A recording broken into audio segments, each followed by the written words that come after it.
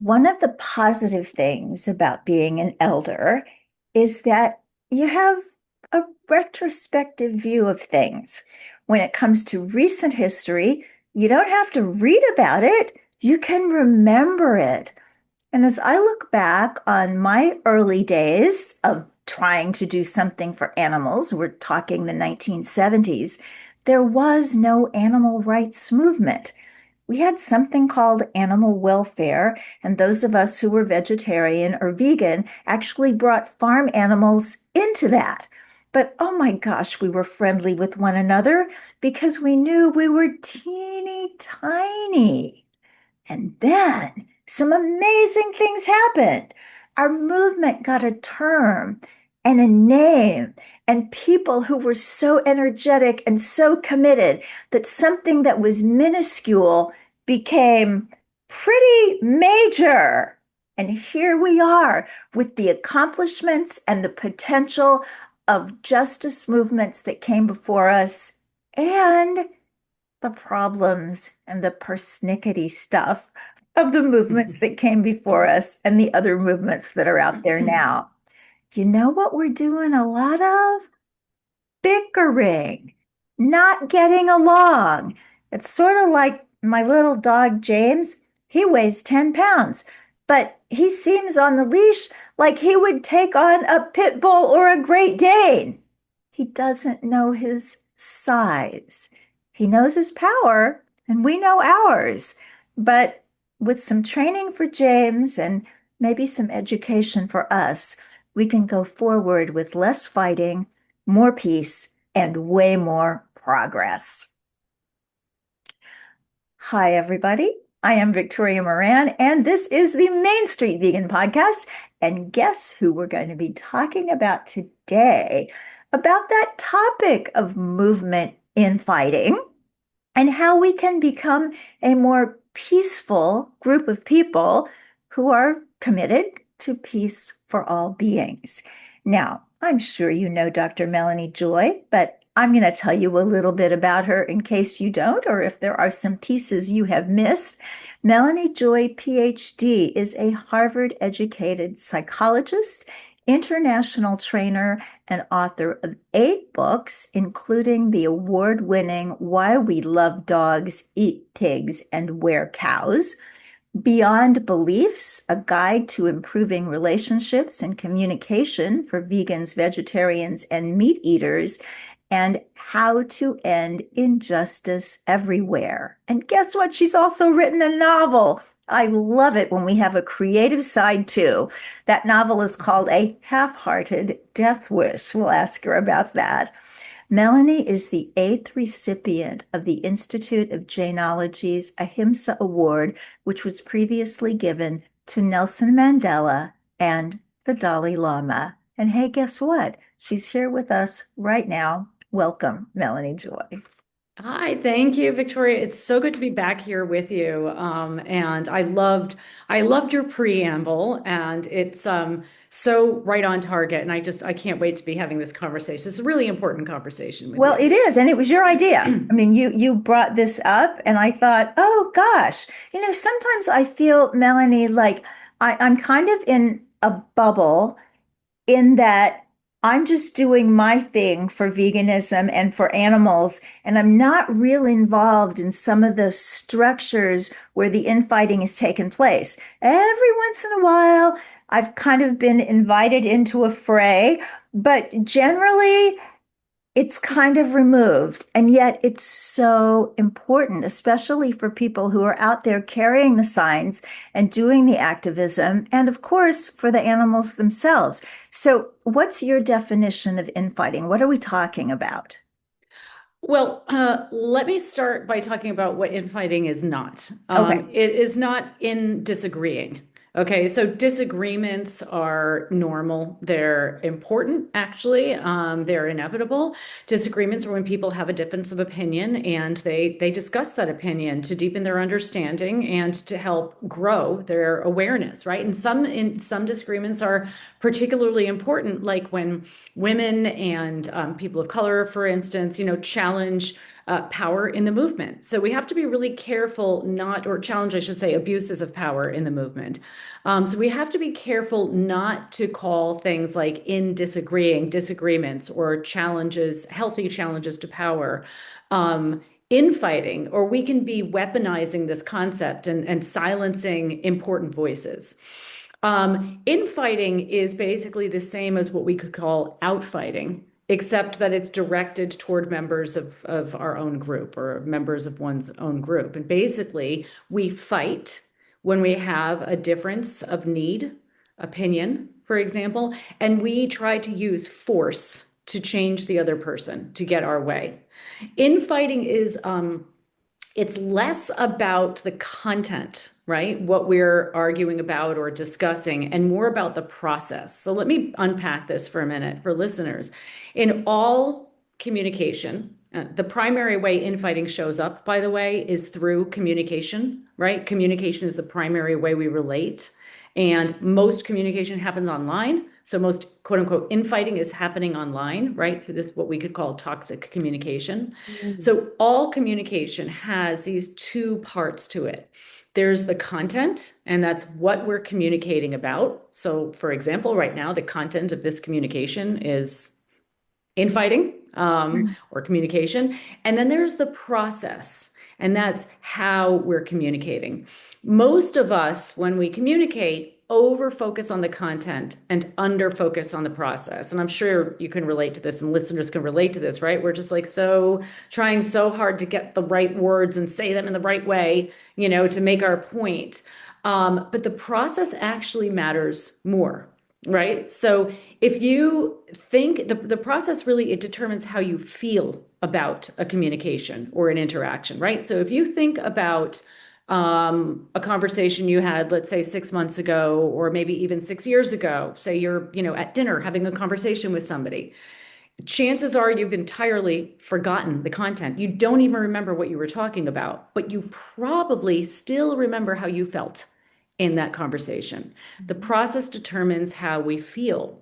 So fighting is using force to change another person in some way. It's using force when we have a difference of, for example, opinion or need. It's not the difference that's the problem. It's how we communicate about the difference. So when we communicate in a way that's skillful or healthy, we can talk about anything without fighting.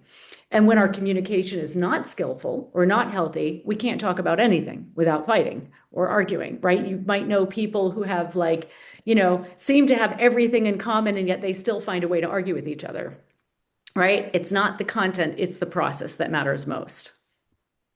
It's interesting because in some dynamics between life partners, they just fight and squabble and bicker all the time, and they're fine. And others don't seem to be always at each other, but they can't make the relationship last. So I think there's something there about how we do it and how we find the people to talk with when we disagree. So when you said that most of this is happening online, I think that's so telling, because it is a very different kind of communication. So could you address that for a minute? I think if we're speaking to someone across a table, or even in a phone conversation, it's very different from the anonymous posting. Well, yes, that's absolutely true. And that's really worth discussing. I first want to say that infighting has been a problem among all groups throughout human history, long before the advent of the internet. Infighting happens for the same reason that fighting happens. It happens because, I've said this before and I'll say it again, although most of us have to learn complicated geometry that we'll probably never need to use, we don't get a single formal lesson in how to be healthy relational beings, which includes how to communicate in a way that's skillful. So most of us just have not been given the tools and understanding that we need in order to skillfully navigate differences, and so many people argue, they can't even not argue when they have a difference of opinion about what to buy for a baby's birthday party, right? How are we supposed to talk about differences when those differences, can be a matter of life and death, like we're talking about animal rights or, other justice movements. So this behavior or this particular type of dynamic that I'm talking about, it has plagued people and continues to plague us in all spheres of life, right? And we're just talking about how it shows up among vegans. And there are some unique ways in which infighting does get expressed within this particular movement. But the phenomenon of infighting, the phenomenon of interacting with others in a way that basically creates the opposite outcomes of what we want, that creates divisions rather than connection, right?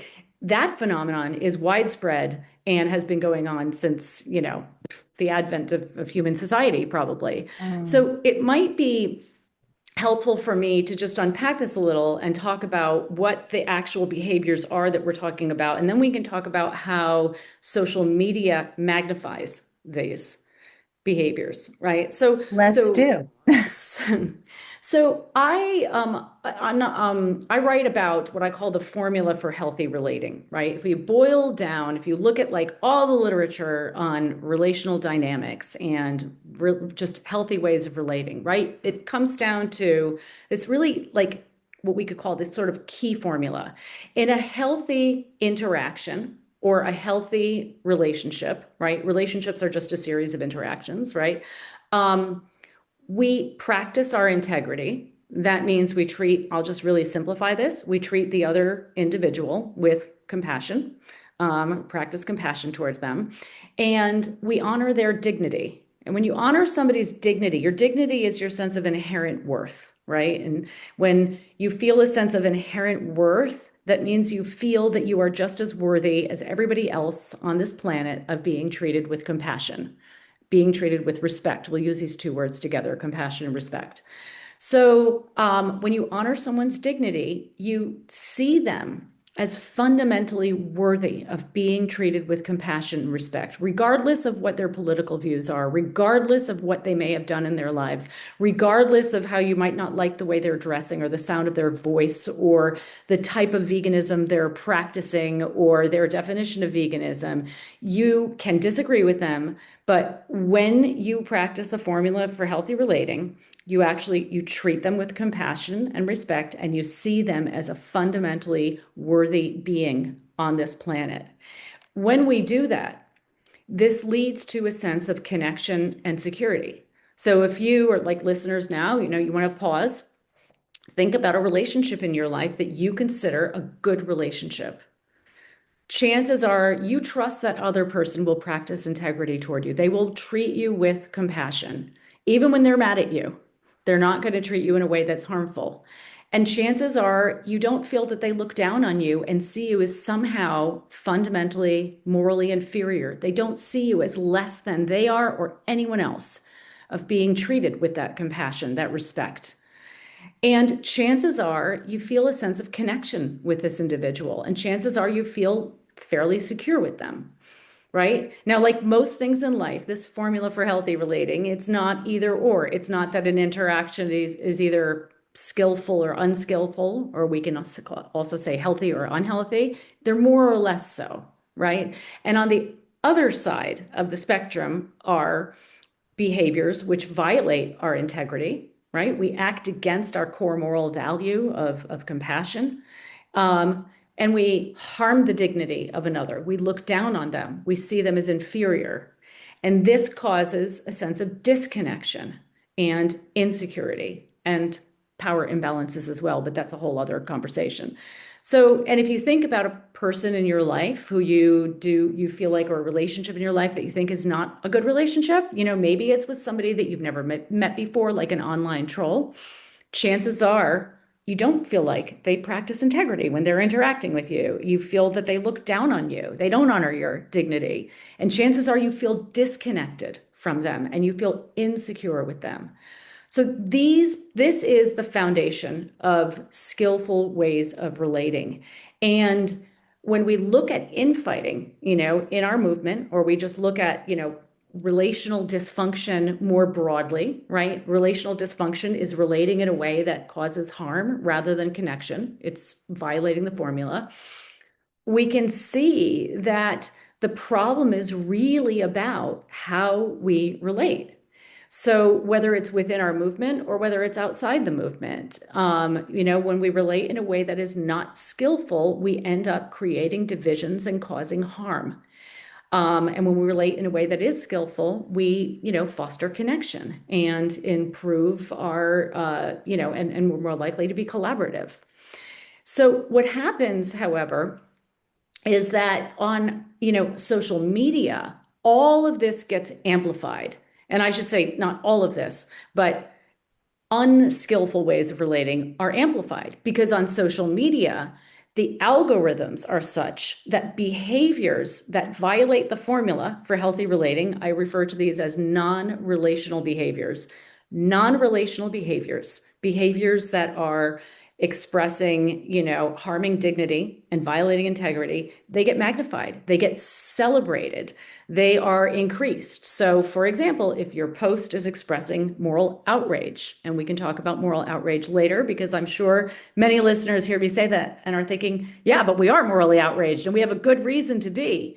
And to that, I would say, there is a lot of truth in that, and there is another way for us to experience and express what we're calling moral outrage so that we can do more good in the world for the cause we care about and not harm ourselves in the process. So behaviors, communications online that that express, foster moral outrage, fear, and contempt. We'll talk about contempt a little bit more later because this is a big part of unskillful relating. These are the behaviors that get rewarded. They get upvoted, they get liked, they get shared, they get passed along, and they go viral.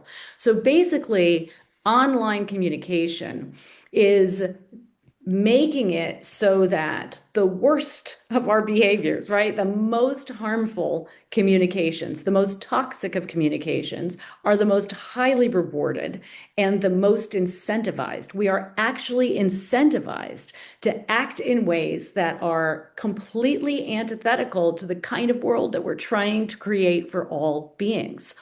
And so it's no wonder that there's so much dysregulation, triggered people online, and triggered people trigger people, right? And so, these behaviors that are these non-relational behaviors that I described, they cause people to get dysregulated. When you're dysregulated, that means your nervous system is out of balance. You're in a state of fight, flight, or freeze, even if it's a very, very, on a very subtle level. And when that happens, you have less access to your rational faculties and less access to your empathy. So what that means is that dysregulated people, right, these non-relational communication, toxic, we could just call it toxic communication, causes people to feel dysregulated. And of course, everybody knows what I'm talking about because we've all lived this. We live it every day, right? You open up your inbox and you see like an email, and it's like the subject heading is all caps with 10 exclamation points, urgent, and some moral outrage. Or you open up like social media and you see people just like posting these infuriated posts about those people that we all hate or are supposed to hate. And you can feel it in your nervous system. Your nervous system starts to just get into high alert. What's actually happening in your brain is that you are in a state that's less rational and that's less empathic. So here we are, basically encouraging, celebrating, vastly increasing the likelihood that online communication is going to be toxic and dysregulating. And dysregulated people then are more likely, and there are plenty of studies on this, dysregulated people are more likely to communicate in a way that's dysregulating to people. So dysregulated people dysregulate people. And it's this, what's the word I'm looking for? This feedback loop. Wow. That's so insightful. But for the people that don't know what we're fighting about, and I think a lot of our listeners are new to all of this. A lot of our listeners are on the health side of things, although there's, I think, some infighting there too, but maybe not so much. So what are vegans fighting about? Well, that's a good question. There are lots of things. First of all, I want to normalize infighting, and I want to just normalize this behavior because as much as we're talking about how we want to find ways, find other tools, other ways for us to interact with one another, that are healthier for us and that will enable us to have a more impactful movement, a vastly more impactful movement. Infighting is bleeding a tremendous amount of resources out of the movement. I have some interesting statistics actually on infighting.org, but they haven't stuck in my head. I wanted to just share a couple of them, but I have to find them. But it's just the amount of time and energy and reduced morale that is wasted, because of infighting is pretty extraordinary. So obviously this is a problem that we want to be able to address, and that's why we're having this conversation. And at the same time, I want to normalize this because we're people, and people, vegans are people, and vegans are people who also have a particular type of burden. I mean, people from different groups and different walks of life, we all carry different types of burdens. The burden, or I would say some of the challenges that vegans have to navigate, are certainly contributing to the fact that the infighting in our movement is as challenging as it is. I don't know that there's more in the vegan movement than there is in other movements. I can't really speak to that, but there is something to be said for being awake to the fact that we live in the midst of a global atrocity. And, to know about the incredible, extraordinary, almost unspeakable suffering that animals are living through, trillions and trillions of beings are living through, every minute of every day. And to feel that sense of urgency and that deep sense of caring, which is just, it's this beautiful thing that we have this in our hearts and that we care so much and that we're willing to do so much. It takes a lot to be able to wake up every day with this awareness, and walk out your door and see trucks of body parts drive by and see some of the people that you might love most in the world sitting across from you, putting animals' bodies into their mouths and acting like nothing's wrong and treating you like something's wrong with you just because you care. It takes a psychological and emotional toll on us.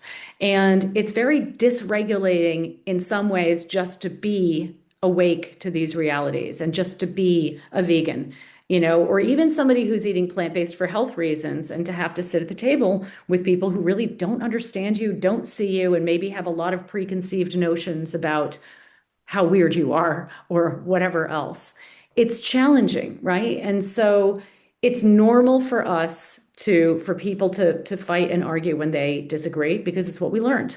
And it's especially normal for that to happen in movements where there's so much dysregulation and where there's so much pressure and where the stakes are so high in terms of what we're trying to accomplish. So I just want to normalize that.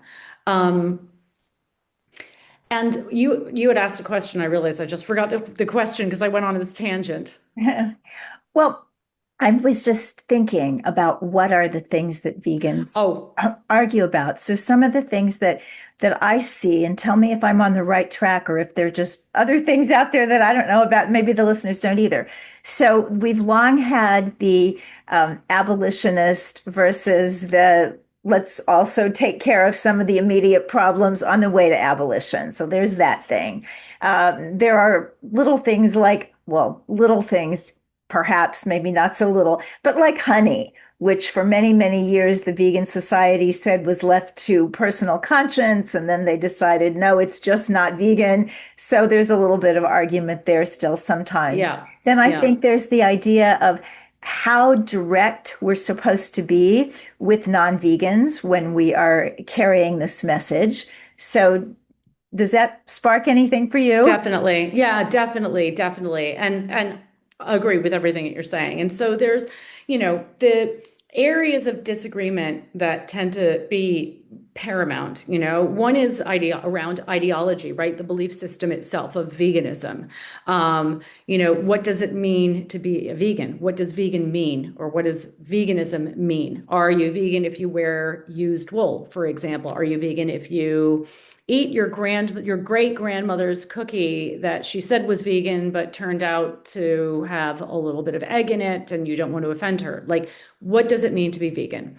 So that's one area of disagreement. And just to normalize again this for people, it makes sense to be asking these questions, right? All ideologies, they're created, they're established, we could say, by certain type of person or a certain group of people at a certain point in time, and they evolve over time, right? So communists argue about what it means to be a communist, and Democrats argue about what it means to be a Democrat, and Christians have different ideas about what it means to be a Christian, right? Vegans have different ideas about what veganism is. And if we can see like the evolution of an ideology, especially as the movement grows and more people come into the movement and more ideas come into the movement, this is a very normal and healthy thing to happen. Like, these are important and healthy conversations for us to be having.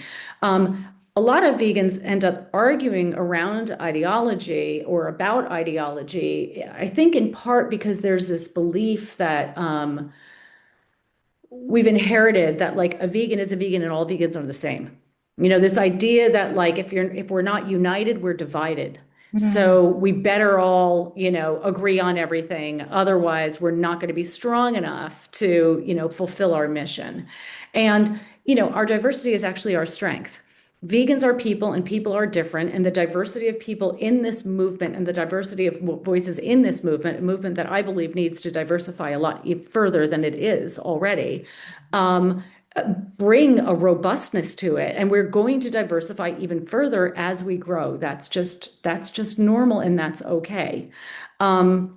And there's a lot of fear about, feeling like we're not united. And that's not really necessary. It's sort of like, to me, it's similar to the fear of when some celebrity stops being vegan. It's like, oh my God, what now? It's like, it's okay. Like, this is going to happen. This is the nature of a movement. A movement grows and it morphs and it changes and in various ways, and it evolves just like any entity does. It's made up of people, and some people will come and some people will go, but we have to just really look at the trajectory of the movement. Where is it heading, and how are we having these conversations in our movement? So ideology is a big one, and another one is outreach or strategies. Like, how do we, and you mentioned this, right? How do we promote this movement? How do we work toward our goal? What is the best form of outreach, basically, right? What is our ask? Do we want to ask people to reduce, or do we want to ask people to go vegan, right? Do we want to be direct? Do we want to be less direct? Do we want to focus on institutional change? Do we want to focus on individual change, diet change, or other forms of change? And there's a lot of arguing around that. The good news is that for this second piece, there is today, back in the day, and you were in the movement before I was, so, you know better than I do probably, but I've been in this movement since like the late 1980s. There wasn't any real research, to my knowledge, on what works and what doesn't work. But like today there's like a lot of empirical research, right? Like evidence-based research as to what kinds of interventions and what kinds of like advocacy strategies are most likely to bring about the outcomes that we want. So, we don't have to, a lot of this argument has been based on opinion. This worked for me, therefore it should work for everyone. We have a course actually at the Center for Effective Vegan Advocacy, which is one of our programs at Beyond Carnism. All of our courses, our materials are free. And it's called The Science of Effective Vegan Advocacy. And it's got a list of some evidence-based approaches to bringing about change. And we can talk about that a little bit if you want. But those are the two sort of overarching buckets. And to your point, I think this, you mentioned, oh, it was honey. Yeah, honey would fall under, in my opinion, ideology, right? What is it to be a vegan? Is honey okay to eat if you call yourself vegan or not? And I'm not here to answer that question. I don't have the answer to the question. But what I do have the answer to is how we approach that question. And if we approach that question and this discussion, conversation with curiosity and compassion, and with an openness, then we will have a discussion about it that will deepen our understanding and hopefully increase our impact. And if we don't approach this conversation with curiosity and compassion, we're much more likely to, reinforce divisions and, bring about the opposite outcomes of what we want. Because Mm. when we're communicating with each other in these toxic ways, we're really modeling for onlookers. And we have to be really mindful of that for who wants to join a movement if like people in this movement are treating each other and treating those who disagree with them in a way that's the complete opposite of the kind of world they say they want to be creating. If we want a Mm. world that's based on compassion and respect, and yet we're not modeling that in our most basic of interactions, we're giving a mixed message and probably driving people away who would otherwise be curious to learn more. Oh, so right. And as you were talking, I was reminded of one other thing that people argue about a lot, and that is cultured meat. So Mhm. that's, one more for the list. So you spoke earlier, Melanie, about the moral outrage. And that comes up so often because I think a lot of times people feel that if they don't respond to, well, so much of what's going on now with the carnivore culture and the new food pyramid in the US and that kind of thing, with outrage, then we're not speaking up sufficiently for the animals. So what do we do with that outrage? How do we express that? Where do we put it? Well, anger is, I don't want to dismiss anger, right? Anger is an important emotion to feel, right? Anger is the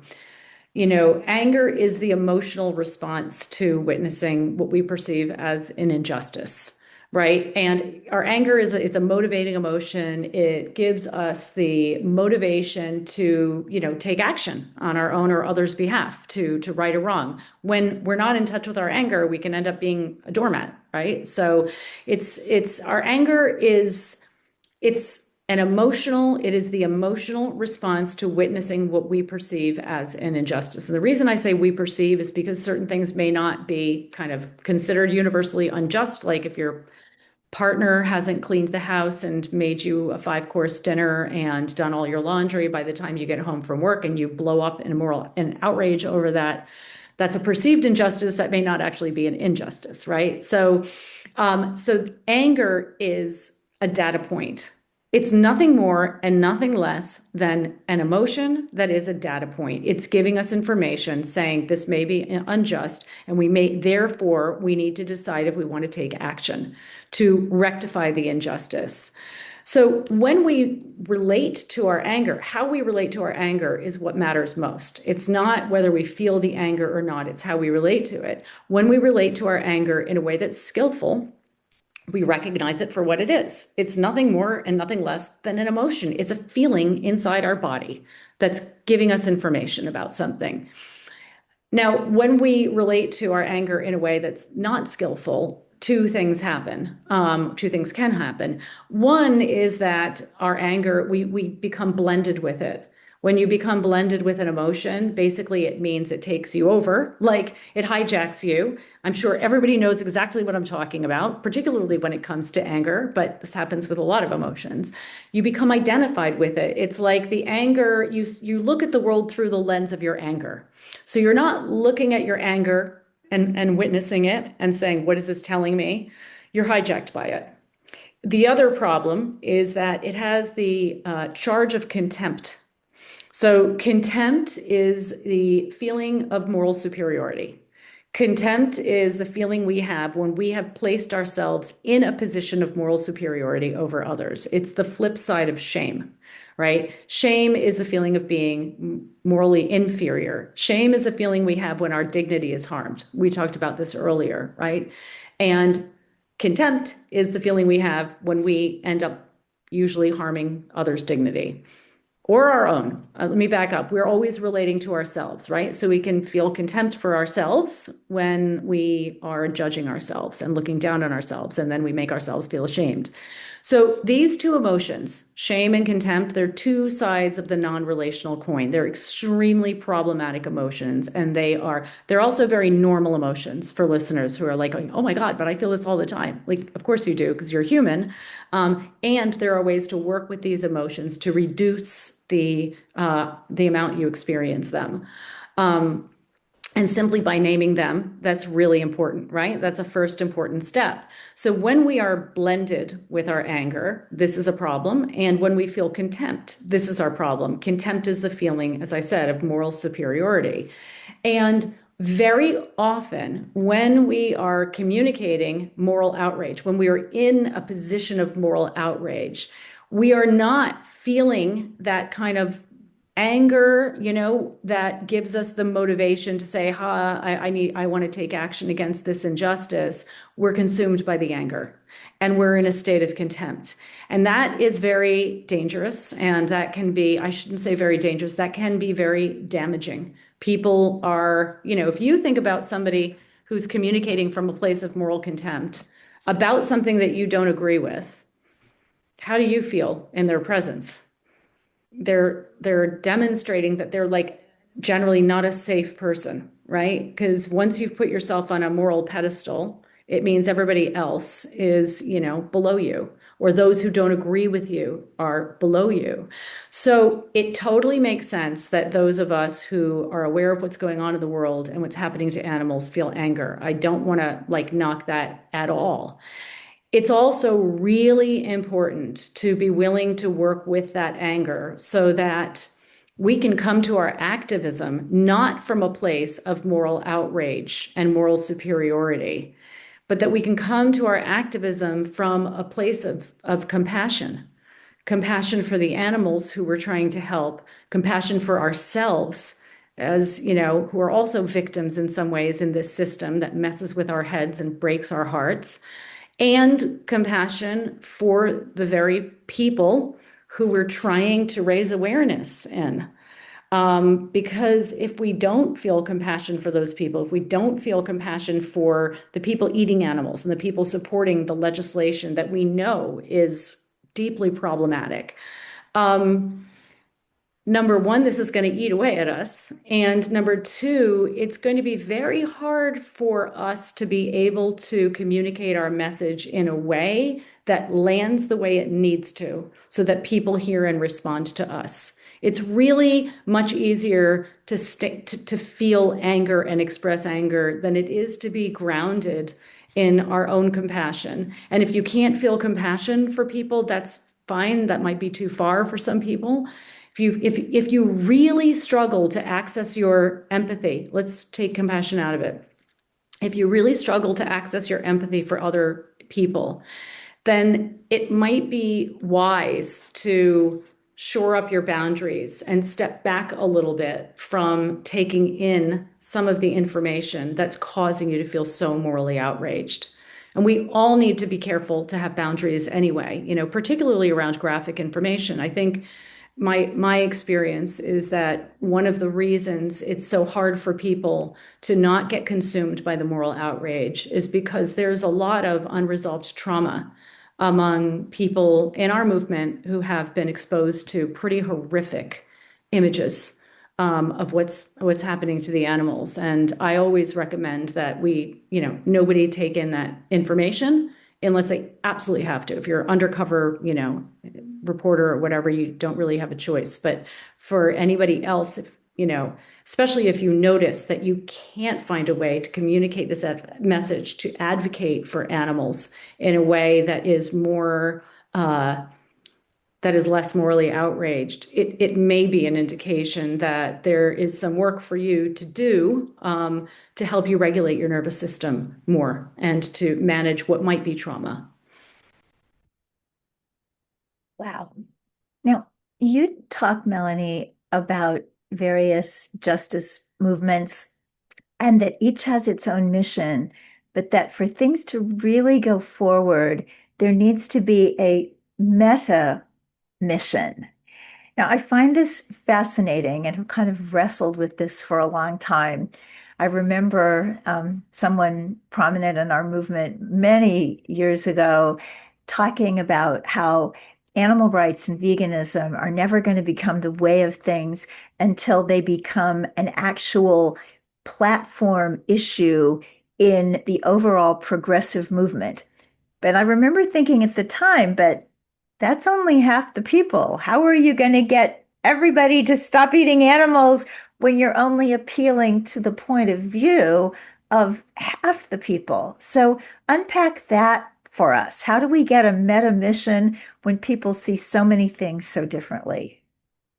Well, one thing I would say is that for the movement to succeed, we don't need everybody to go vegan. We just need we need enough people to be vegan enough. Right. That is a much, much, much, much lower bar. Because when enough people are vegan enough, the scales are going to tip. Right. And then it becomes so easy or so much easier to not eat animals. Then the path of least resistance is to be eating vegan rather than eating carnistic. So, and so that's one thing. The meta mission that I write about in How to End Injustice Everywhere is a mission to build a more relational world, right? So if you look at the most pressing problems in our world today, right, and there are these all of the isms, right? Speciesism, carnism, racism, patriarchy, and classism, casteism, poverty, war, are offshoots of these, climate change, all of these problems. And also, if you look at the major problems, in your personal life, which is interpersonal problems, domestic violence, and even, toxic workplaces, they share a common denominator. And this common denominator is what we've been talking about. It's relational dysfunction, dysfunctional ways of relating basically in ways where we don't practice the formula. And so whether we're relating to other animals, to the environment, to other humans, across human groups, or relating to ourselves, our primary relationship is with ourselves. When we relate in a way that is not healthy or not skillful, we end up with harm. All of these systems, they're structured in a very similar way. And all of these problematic systems are based on the very same mentality. The victims of different systems will always have a unique experience. You can't compare the experience of victims, right? Suffering is always unique. But the mentality that drives these systems, the mentality that drives these major problems in our world and in our lives is the same. And so really what we are all trying to do when you look at our movements for justice, whether it's for justice for animals or the environment or for various human groups, what we're all advocating at the end of the day, even if we're not aware of this or saying it overtly, is we're advocating that people practice the formula, that people honor the dignity of the individuals of this particular group, right? Or this particular individual. And if you look at all of these problematic systems, right, you can see that they are all based, not only these systems, but like basically problematic behaviors. Like even when we are, let's just say, again, communicating in a toxic way online, and it has nothing to do with our political beliefs. These non-relational behaviors all stem from a core belief. And I call this belief the belief in a hierarchy of moral worth, that some individuals are more worthy of being treated with compassion, with respect than others. And that's at the core of all of these problematic behaviors. So if you see, for example, if you look at even yourself, when you're communicating in a way, and I don't mean, you can be angry. We all get angry, right? We all say things and that, in anger, and that's fine. But when we're communicating in a way that's quote unquote toxic or non-relational, putting somebody down, harming their dignity, we're always doing that from a position of moral superiority. Always. We're always buying into this belief in a hierarchy of moral worth. You are not worthy of being treated with compassion because you behaved in a way that wasn't compassionate. I mean, just think about that. Like having access to your compassion is such a privilege. It's such a gift to be able to have access to your compassion. It doesn't take much to lose that access. Like bad phone call with telecom where you get disconnected after 45 minutes, right? It's like really easy not to be compassionate after that. So just like, we wouldn't look at somebody who doesn't have as much food as we do and look down on them and judge them for it. It doesn't really make sense to look at people who don't have as much compassion as we do and look down on them and judge them for it. So all of these problems are really interconnected. And what this means is that whatever our cause area, we've chosen to focus on, the more we can practice the formula and the more in our lives and in this cause area, the more we increase the chances that the formula is practiced. It's contagious, right? So when you practice the formula, chances are people around you are more likely to practice it as well because they feel cared about by you. They feel treated well by you. Mm. So tell us the formula again. Just spell it out here with those capital letters and things that we don't want to see online, but we want to remember the formula. So the formula is to practice integrity, and that means to practice compassion and respect. Your integrity is the integration of your core moral values, these high core moral values and your behaviors. So you practice integrity, practice compassion, and honor dignity.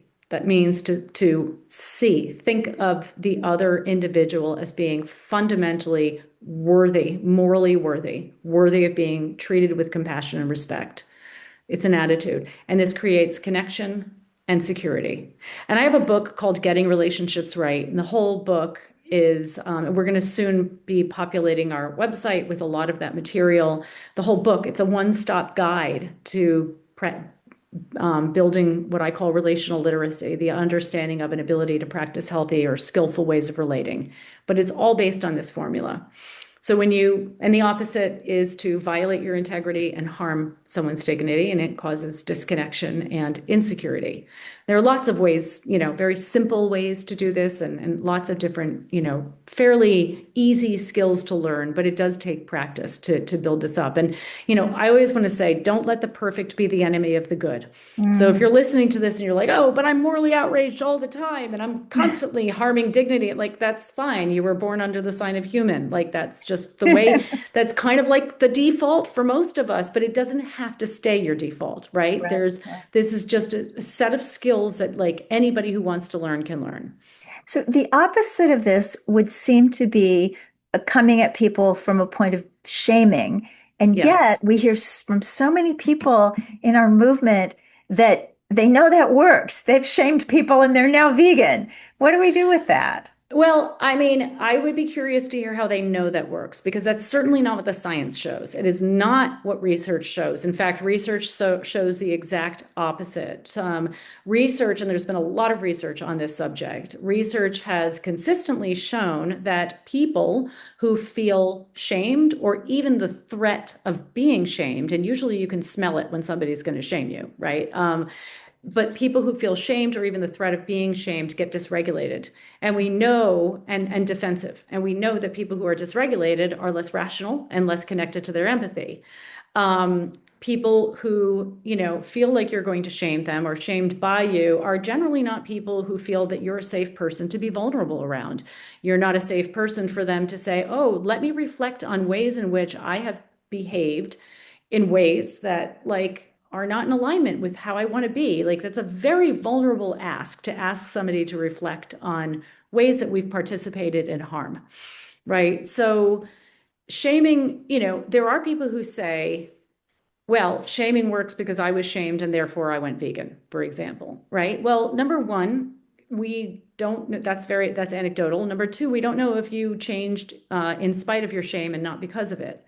And number three, again, what the literature shows is that people are much more likely to be open to and responsive to what we have to say when they feel secure and connected in our presence. And just think about your own experience.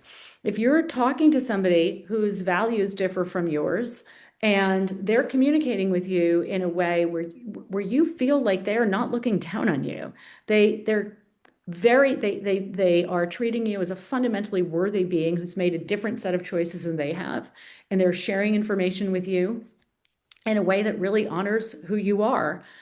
You're probably a lot more likely to hear what they're going to say or what they have to say. Wow. Well, as we are waning down a little bit, winding down, I do want to hear about some solutions in a minute. But first, let's just take a break here so that you can make some notes. You can find Dr. Melanie Joy at carnism.org. You can also learn more about this particular topic at infighting.org. And Beyond Carnism is where you'll find Dr. Joy on Facebook and Instagram. And of course, we will put all of these URLs plus links to some of Melanie's magnificent books in our show notes at mainstreetvegan.com. So while you're there, do take a look at Main Street Vegan Academy. We will be having our 39th cohort training and certifying vegan lifestyle coaches and educators. We are live on Zoom. And what this means is that you get to actually meet and talk to our wonderful instructors. You are a real person. We get to know you. There is plenty of follow-up if you want it. We have monthly elite support circle for graduates, and I am here for you for all kinds of consulting and networking and writing recommendations. It's a cool program. So do check us out there, mainstreetvegan.com. I also want to do a shout out to our sponsor for this episode, and those are the good people of Complement. You can find these wonderful dietary supplements that are made by vegans for vegans. The idea behind Complement is you don't need bottles and bottles and bottles of supplementary stuff because you're already eating a great diet. But just in case, there are some things that you need a little bit of pumping up on, or in some cases, some things that are going to be very, very difficult to get without supplementation. Complement to the rescue. So lovecomplement.com. And if you use Main Street, all capital letters, you will get 10% off, not just your first order, but forever and ever. So take a look. I am loving their product now called Sulfora. This is a supplement of sulforaphane, which of course we can get in broccoli. But maybe we don't eat broccoli every day, or maybe we don't let it sit out on the counter for 30 minutes or put mustard with it to make the sulforaphane more bioavailable. So I'm really liking having that in supplement form. And then I also want to invite people who listen, and oh my gosh, some of you have been listening for a long time. This is actually our anniversary month, the 14th anniversary of the Main Street Vegan podcast. And now, in addition to being on online auditory platforms such as Spotify and Apple Podcasts, we are visual on YouTube. So you can go to my YouTube channel, Victoria Moran Official, and you can actually see us talking here. And I just want to say something personal on that. If you're watching on YouTube and you wonder why I am staring off into space instead of looking at the camera like we know we're supposed to in these incidents, it's because I'm dealing with a concussion. And it's been now, oh golly, I guess going on 6 weeks. So that means I have something called post-concussion syndrome. I'm going to have to be working with this for a while, and I'm not supposed to look at screens. So the way that I can keep doing the podcast with a video component is to be on the screen, but looking above it, which might make me look a little shifty. Not shifty, I just bump my head. So back to our wonderful interview. So Dr. Melanie Joy, you have laid out the situation, the problem of infighting in our movement so clearly and beautifully. So let's talk now, in addition to your brilliant formula that we can use as individuals, what can we do to work on this, perhaps collectively in our organizations and other ways? Yeah, well, thank you so much. There's a lot we can do. Like I said, building relational literacy is really the understanding of an ability to practice healthy ways of relating, and especially healthy ways of communicating or skillful ways of communicating, is not rocket science. So commit to building your relational literacy. I have a whole book on this, and at infighting.org, we have lots and lots of resources. So, and also at our websites, which I know are going to be linked here. So commit to doing that to the best of your ability. Remember that, when it comes to the formula, you can always course correct in any conversation. If you notice that you're not practicing the formula, don't beat yourself up, or you notice you didn't practice it in earlier conversations, don't beat yourself up. Just, you can always come back to conversations that you had and pick up in a different way and repair if you want to. This is all a work in progress, and don't let the perfect be the enemy of the good. Really important is don't be a bystander, right? Toxic communication goes viral because not necessarily of the people who are communicating in a toxic way, but because of the enablers. All of the people who are letting it sit in their feeds, who are upvoting it, who are passing it along, and who are just not stopping it and blocking it. So really make a commitment to only allowing relational communication that is fundamentally respectful, to live in your orbit, in your space. I would also say that, learning how to self-regulate, it's one of the most important things we can do as people who are working to create a better world. Because when we're not regulated, we are at much less lower capacity than we could otherwise be. So there are lots of simple ways to learn how to self-regulate. I have on infighting.org, we have information about this. You can write out what I call your dysregulation signature, so you become very familiar with the types of things that dysregulate you, with what dysregulation looks like in your body, how it shows up, and with what works to help regulate you. And then we also have other resources of ways to self-regulate. Commit every day to checking in with yourself and asking your question, do I feel in balance? Does my nervous system feel in balance right now? And then give yourself permission to do that. Just like the next point is give yourself permission to not look at the graphic imagery that is so dysregulating and that feeds the trauma that is unfortunately kind of epidemic in our movement. So give yourself permission to do the things you need to take care of yourself, because you deserve it. You're an animal too. And this will help you be the ambassador, right? A more highly effective ambassador for the cause that you care about. In How to End Injustice Everywhere, I discuss this topic, and I discuss a lot more. And, as I said, infighting.org has a lot of resources for people. Mm. I so love that you're talking about nervous system regulation, because now, as I'm dealing with overcoming this concussion, I'm Mm. having to do that a lot. And one of the things that is helping me so much is non-sleep deep rest, which we always called yoga nidra for years Mm-hmm. in yoga. And there's a wonderful YouTube channel, a young woman named Ali Boothroyd, who has all sorts of things going from 10 minutes to several hours of getting your body, mind, and spirit to really, really be quiet. And there's been some great science on this non-sleep deep rest. So I'm a fan. Mm-hmm. So finally, Melanie, let's talk about something fun, even though the title is kind of, is that going to be fun? Let's talk about A Half-Hearted Death Wish, your novel. Oh, well, sure. A Half-Hearted Death Wish was a lot of fun to write, actually. I really, really enjoyed writing it. And it's about first of all, let me back up and say it's basically the novelization of my work, right? So it's a novel version of a lot of the what I talk about in my other books. Maybe not a lot, but the basics that I talk about in my other books. It is a book about a heavy topic, but it is classified as a humor book. It's a dark humor, but it is a humor book nonetheless.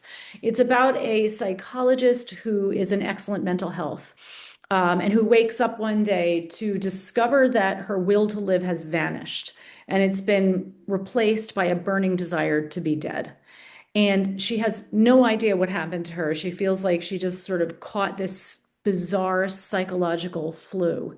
And so she embarks on this journey of discovery to try to figure out what happened to her. So, before her unconscious has its way with her and causes her to unknowingly step in front of a bus or lean too far over that balcony that she wants to lean over, or do something else that causes her to take her own life.